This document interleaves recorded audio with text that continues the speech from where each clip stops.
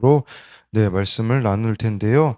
이렇게 제목을 잡은 것은요. 1 절에 보니까 예수님이 오늘 비유를 말씀하시는데요. "항상 기도하고 낙심하지 말아야 한다."라는 것입니다. 이 말이 무슨 말이겠습니까?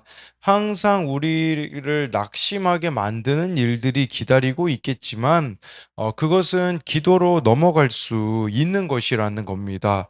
그러니까 이 기도는요. 하나님을 믿는 자들에게 주어지는 가장 강력한 무기이자 특권이라는 것입니다. 그렇기에 정말 어떤 힘든 사건이 와도 낙심하지 않고 항상 기도할 때에 그 가운데 우리가 하나님의 보호하심을 또한 인도하심을 경험하게 되어질 수 있다라는 것입니다. 첫 번째로요. 기도는 최후의 선택이 아닌 최선의 선택이어야 합니다. 1 절인데요. 예수께서 그들에게 항상 기도하고 낙심하지 말아야 할 것을 비유로 말씀하여라는 것이에요. 예, 여기서 우리가 이 지금 누가복음 18 장을 보는데 그냥 이 18장 말씀만 이렇게 떼다가 보시면 안 됩니다. 무슨 말이냐면 어제 말씀과 연결시켜서 보아야 된다라는 것입니다. 어제 말씀에 의하면 예수님을 믿는 사람들은 하나님의 나라가 이미 예수님이 이 땅에 오셔서 십자가에서 죽으시고 부활하셔서 왔지만 다시 오시잖아요. 그 재림의 때를 우리는 기다리지 않습니까? 그러니까 예수님의 초림과 재림 그 중간을 우리가 살고 있는데 그렇다면 이 세상을 살아가면서요.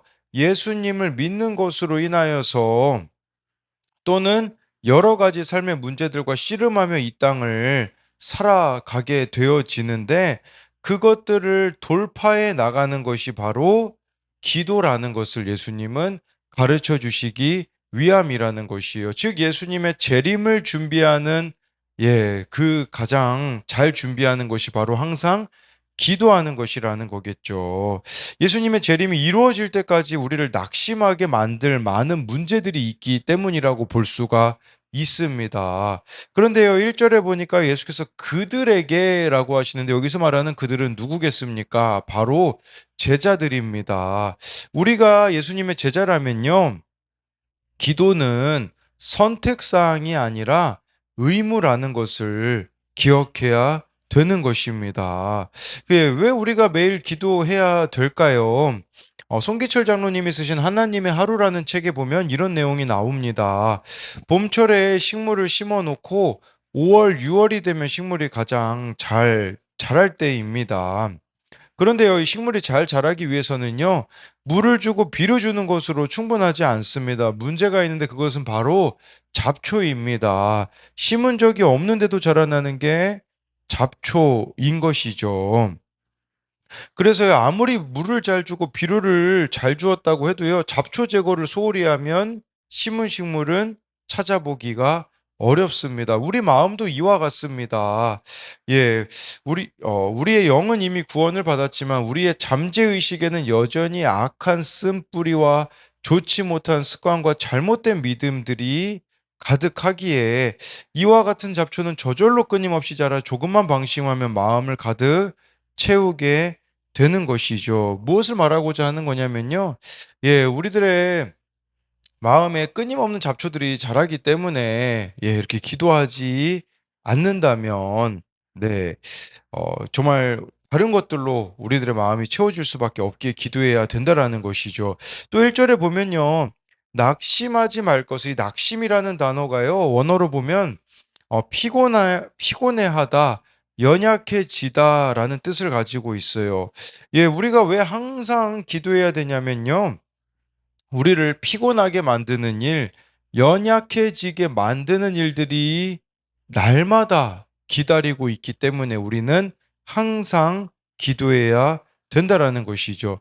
2 절 3 절을 보면요. 이르시되 어떤 도시 하나님을 두려워하지 않고 사람을 무시한 한 재판장이 있는데 그 도시에 한 과부가 있어 자주 그에게 가서 내 원수에 대한 나의 원한을 풀어 주소서 하되 해서요. 예수님이 비유로 말씀하시는데요. 2 절에 어느 도시에요 하나님을 두려워하지 않고 사람을 무시하는 재판장이 있다고 합니다. 이 사람은 하나님 사랑, 이웃 사랑에 대한 개념이 전혀 없는 사람이라고 볼 수가 있는 것이죠.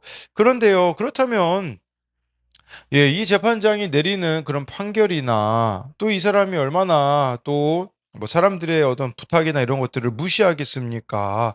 3 절에요. "그 도시에 한 과부가 있다."라고 이렇게 말씀해 주고 있는데 이 과부의 특징이 뭐겠습니까? 바로 과부는 아무것도 의지할 것이 없는 자를 나타내는 것이에요.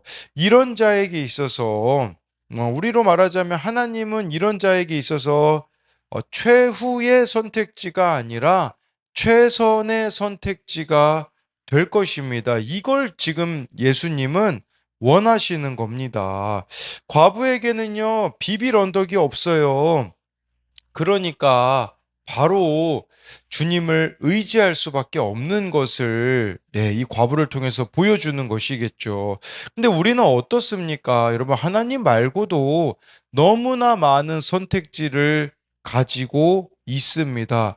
거기에다가 여러분들이 만약에 세상에서 어느 정도 성공까지 하게 되어지면요, 선택지들이 늘어나게 됩니다. 그러나 과부는 비빌 언덕이 없습니다. 이 비빌 언덕이 없기 때문에 계속해서 하나님을 두려워하지 않고 사람을 무시하는 한 재판장을 찾아가는 것이겠죠.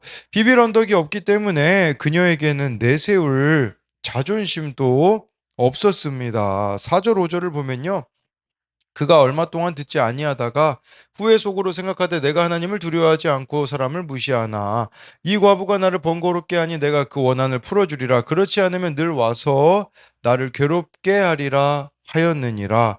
재판관은요, 이 과부의 간청을 들어주려고 하지 않았습니다. 그러나 이 과부가 찾아가서 간청할 때마다 재판관은 간청 들어주기를 거부했지만 계속 찾아갔다라는 것입니다. 왜냐하면 이 과부는 자신의 문제가 해결되어야지만 살아갈 수 있었기 때문입니다. 이 여인의 그런 지속성, 인내가 5절에 보면요, 이 불의한 재판관의 마음을 바꾸어 놓았습니다. 만약 그 재판관이 계속 이 과부의 간청을 들어주지 않는다면 앞으로도 그 여인은 계속해서 그를 찾아올 것이죠. 그래서 재판관은 이 과부가 자신을 더 귀찮게 하지 못하게 하려고 원한을 풀어주겠다라고 말해주고 있는 것이죠. 이처럼 인내하며 과부와 같이 기도해야 된다라는 것입니다.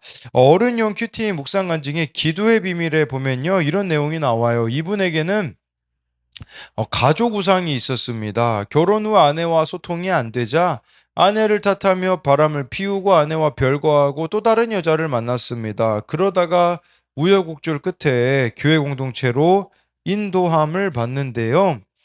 그리고 가정을 버리고 아내를 원망한 자신의 죄를 지체들의 입을 통해 깨닫게 되는데 거기 이런 고백이 나옵니다. 이후 저는 아내에게 모든 잘못을 고하고 용서를 구한 뒤 재결합했습니다. 이런 회복의 바탕에는 아내의 기도가 있었습니다. 오랜 외도와 별거의 시간에도 아내는 믿음을 지키며 제가 가장의 역할을 잘 감당하도록 자녀들과 함께 밤낮 부르짖었습니다. 이에 하나님이 과부의 원한을 풀어주시듯 가정회복이라는 은혜의 선물을 주신 것입니다. 남편이 바람 핀다면 세상적인 방법으로는 어떻게 하면 되겠습니까? 요즘에 보면요, 탐정을 고용하기도 하더라고요. 탐정을 고용해서 남편을 미행하게 하는 거죠. 증거 자료들을 수집하는 거죠. 세상에서는요, 증거 자료를 최대한 많이 모으라고 합니다. 그런데 이분의 아내가 선택했던 방법은 뭡니까? 하나님께 기도하는 거였다라는 거겠죠. 그랬을 때 하나님께서 놀라운 방법으로 역사하셨다라는 것입니다. 그래서요, 우리 또한 문제만 바라보면서 낙심할 것이 아니라 하나님께 이 말씀에 나오는 과부와 같이 끈질긴 기도로 나아갈 때에 그 문제 해결을 넘어서는 하나님의 구원 역사를 경험하게 될 것이라는 것입니다. 하나님이 최선의 선택이 될 때에 최선의 방법으로 우리들을 인도해 가실 것이라는 믿음이 있어야 된다라는 것입니다. 그래서 이것에 대한 적용 질문은요. 나를 피곤하게 만드는 일, 연약해지게 만드는 일은 무엇입니까? 이것은 제가 아까 말씀드린 낙심이라는 그 단어를 원어로 이렇게 풀어낸 것이고요. 그것에 대해 기도로 나아갑니까? 아니면 다른 것들로 회피합니까? 네. 또 한 가지는요. 내가 과부처럼 인내하며 주께 기도해야 할 것은 무엇입니까? 두 번째로요. 밤낮 부르짖으며 기도해야 합니다. 6절 7절인데요. 주께서 또 이르시되 불의한 재판장이 말한 것을 들으라. 하물며 하나님께서 그 밤낮 부르짖는 택하신 자들의 원한을 풀어주지 아니하시겠느냐? 그들에게 오래 참으시겠느냐? 여기서 예수님께서 불의한 재판장을 통해 말씀하시고자 하는 바가 무엇인지 나옵니다. 그것은 이런 불의한 재판장도 그 끈질긴 과부의 요청을 받아들이는데 하물며 하나님께서 밤낮 부르짖는 택하신 자들의 원한을 풀어주지 아니하시겠느냐라는 것이요. 여러분, 우리가 택하신 자들 아닙니까? 하나님의 자녀가 아닙니까? 그런데 하나님께 그렇게 밤낮 부르짖을 때에 하나님이 가만 계시겠느냐라는 것을 보여주는 것이죠. 예, 여기서 그렇다면 우리들에게 필요한 것은 뭐냐면 밤낮 부르짖어야 된다라는 거죠. 그럼 밤낮 부르짖는다라는 게 뭐겠습니까? 뭐 아무 일도 하지 않고 모든 일을 팽개친 채 기도에만 몰두하라는 뜻입니까? 아닙니다. 기도는 게으름으로 빠져드는 도피 행위가 아닌 것이죠. 밤낮 부르짖는 기도를 한다라는 것은 성령 안에서 수시로 기도해야 된다라는 것이에요. 우리가 성령의 다스림을 받으며 날마다 살아가는 것이 바로 성령 안에서 드리는 기도가 아니겠습니까? 저는요, 이것이 성령 안에서 드리는 기도가 우선적으로 이루어져야 되는 것이 있는데 그것은 말씀을 붙잡은 기도라고 생각을 합니다. 그래서 복 있는 사람은 시편 1편에 보면요. 여호와 이 하나님의 말씀을 주야로 묵상하는 자다라고 나와 있지 않습니까? 성령 안에서 드리는 기도의 필수적인 요소는 말씀 안에서 드려야 됩니다. 왜냐하면요. 말씀 없는 기도는요. 그저 나의 정욕으로 구하는 것들이 많이 있기 때문이라는 것이겠죠. 예, 그래서 성령의 다스림 가운데 네, 우리가 또 기도해야 되는 것은요. 오늘 우리는 무슨 일을 당할지 모르기 때문에 이처럼 성령 안에서 수시로 기도해야 되는 것입니다. 제가요, 이제 좀 회개가 되었던 게 있는데 어제 말씀해 보면 언제 예수님이 오실지 모르기 때문에 일상생활을 잘해야 한다라는 것을 나누었습니다. 제가 일상생활이 무장되어야 했는데, 네, 어제는 이제 뭐 첫째가 아파 병원에 가게 되었는데 저의 실수로 인해 대기 시간이 길어지게 되니까 순간 짜증이 몰려오는 사건이 있었습니다. 그리고 저녁에 청년부 모임이 있는데 새롭게 두 명의 형제가 왔는데 7시 30분에 저희 교회엔 청년부 모임이 있습니다. 그런데 처음 오는 거라 이 두 명이 시간 계산을 잘못해서 6시 30분에 온 것이죠. 그 시간은 제가 청년부 모임을 놓고 하나님 앞에 기도하는 시간이었는데, 그래서 기도하지 못하고 청년들과 시간을 보내게 되었는데, 저에게 회개가 된 것은 영적 안일함에 빠져 있었던 것을 회개하게 되더라고요. 성령 안에서 기도한다라는 것은 늘 성령으로 우리가 무장되어서 살아가야 된다라는 의미가 있는데 그렇지 못하였던 이 밤낮 부르짖지 않은 저의 모습을 회개하게 되어지더라고요. 마지막으로 8절을 보면요. 내가 너희에게 이르노니 속히 그 원한을 풀어주리라. 그러나 인자가 올 때에 세상에서 믿음을 보겠느냐 하시니라. 네, 이것은 예, 예수님이 다시 와서 원한을 풀어줄 것이기 때문에 너희는 기도하며 예수님이 다시 오시는 것을 고대하고 있으라라고 말씀해주고 있어요. 초림과 재림 이 중간 시기를 우리가 살고 있잖아요. 어떻게 믿음을 지키겠습니까? 그것은 매일 기도하는 것밖에 없다라는 것이에요. 쉽게 말씀드리면 매일 주님과 교제하는 것밖에 없다라는 것을 말씀해 주고 있어요. 그러니까 우리는 계속해서 깨어 있어야 된다라는 것이에요. 날마다 주님 앞에 깨어 있는 기도로 나아가야 된다라는 것이겠죠. 예, 그랬을 때요. 네, 인자가 올 때 세상에서 믿음을 보겠느냐 그러는데요. 이 누가복음에 보면요. 믿음이라는 단어들이 다양한 의미로 사용이 되었습니다. 이것은 집요함과 발상의 전환, 예수님께서 명령만으로 치유하실 수 있는 확신, 또 사랑으로 표현되는 속죄의 확신, 위기 앞에 두려워하지 않는 담대함, 옷가에 손만 대어도 낫겠다라는 그런 확신을 율법과 무리의 장애물을 극복하고 실행에 옮긴 집요함, 또 이 믿음이란 단어가요. 누가복음에서는 용서할 수 있는 능력, 감사할 수 있는 힘, 장애물을 극복하려는 집요함, 예수님께 돌이키는 능력을 가리키는 것을 말하는 것인데요. 바로 이 믿음의 비결은 밤낮 부르짖는 기도에 있다라는 것을 우리들에게 말씀해 주고 있기에 정말 좋아요. 여러분들이 날마다 이렇게 말씀으로 날마다 기도로 무장되어 하루하루 준비된 채로 살아가야 한다면 언제 예수님이 오시는 것은 전혀 문제가 되지 않는다라는 것을 기억해야 됩니다. 그래서 이것에 대한 두 가지 적용은요. 매일 성령의 다스림을 받기 위해서 기도하고 있습니까? 내가 인자의 날까지 인내하며 믿음을 보이기 위해 힘써야 할 것은 무엇입니까? 기도하겠습니다. 살아계신 하나님, 정말 우리를 낙심케 하는 많은 일들이 있습니다. 가정 안에 문제가 될 수도 있겠고 여러 가지 정말 문제들이 우리들을 기다리고 있습니다. 그러나 낙심하지 않을 수 있는 비결은 항상 기도하는 것이라고 오늘 예수님께서 비유를 통해서 말씀하십니다.